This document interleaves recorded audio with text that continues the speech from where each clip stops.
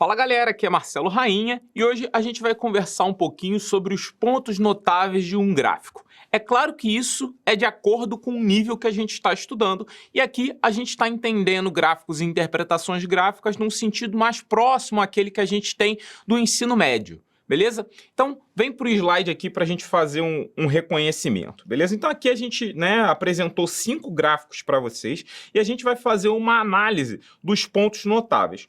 O primeiro conjunto de pontos notáveis são os f de x, são os valores x, correto?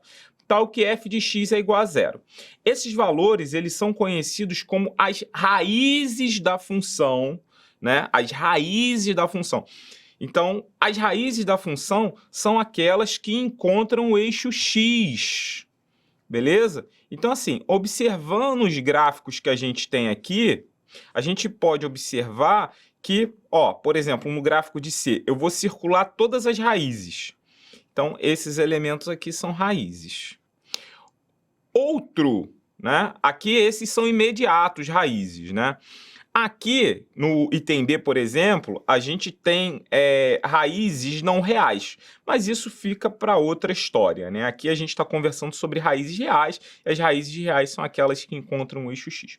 Outro ponto importante no gráfico são o que a gente chama de máximos e mínimos locais, São os valores de x, tal que f de x é maior ou menor, no caso, do que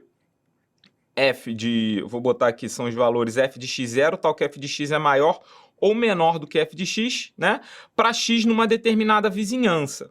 Por exemplo, esse ponto que eu marquei aqui no gráfico C em vermelho, ele é um mínimo global. Você pode perceber que a função aqui, ela sobe se passa desse ponto, e ela sobe também se está antes desse ponto completamente. No gráfico de A, a gente pode perceber aqui que a gente tem pontos que são raízes também, Por exemplo, esse ponto é um ponto de mínimo local. Por que ele é mínimo local, Marcelo? Porque a gente tem um valor que pode ser menor do que ele. Então, ele é local, que é nessa vizinhança aqui, Nesse momento, ele antes sobe e depois sobe. Assim como este pontinho aqui, ele é classificado como um máximo local. Por quê?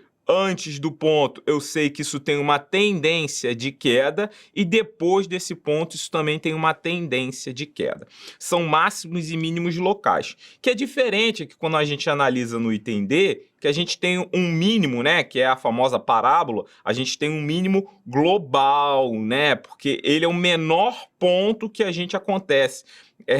O V, que a gente tem na história aí. Então, ele é um mínimo global.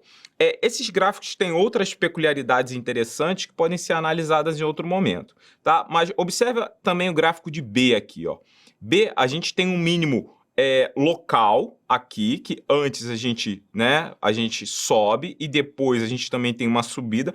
Contudo, eu tenho outros valores que são menores do que esse ponto que a gente está avaliando aqui. Isso garante para a gente que esse mínimo aqui, ele é durante um determinado momento. Você não consegue dizer depois. Voltando aqui para a gente, é interessante você conseguir olhar um gráfico e reconhecer esses pontos. Mais uma vez, você pode estar analisando o gráfico de uma ação, você pode estar analisando o gráfico de uma pandemia e entender qual é a tendência de queda ou tendência de alta que aquilo está acontecendo. É claro que essa análise que a gente fez foi uma análise fria, Foi uma análise simplesmente de olhar o gráfico e não entender as tendências do gráfico. Para entender essas tendências, aí você vai precisar ver o curso de cálculo, mas um passo de cada vez. Aqui foi apenas um primeiro reconhecimento sobre esses pontos notáveis, raízes e máximos e mínimos locais. Tudo bem? Então, espero que você tenha entendido um pouco mais sobre esse conteúdo.